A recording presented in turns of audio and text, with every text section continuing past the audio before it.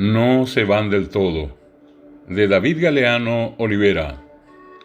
Son días penosos, pues muchos amigos y seres queridos emprendieron vuelo, se han desprendido y así terminaron su ciclo terrestre, dejando nosotros dolores y penas.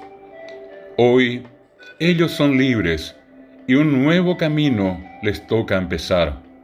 Estoy muy seguro que un pedacito del alma de ellos en nosotros queda.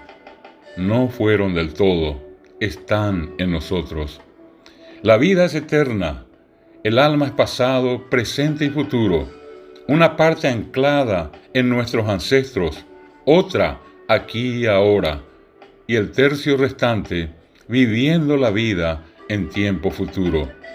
Por eso, cuando alguno va, una parte suya, aunque sea pequeña, queda y vive siempre en el corazón de quienes conforman su familia eterna, su razón de ser.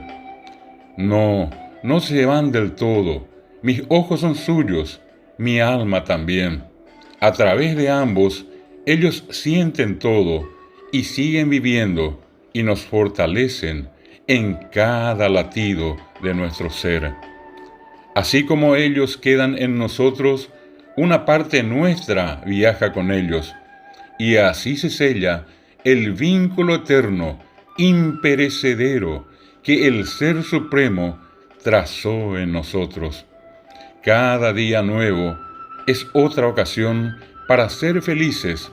No perdamos tiempo, con amor vivamos, y cuando llegue el día, poder emprender con satisfacción el largo viaje por la eternidad. Procuremos todos cerrar cada círculo con paz y armonía.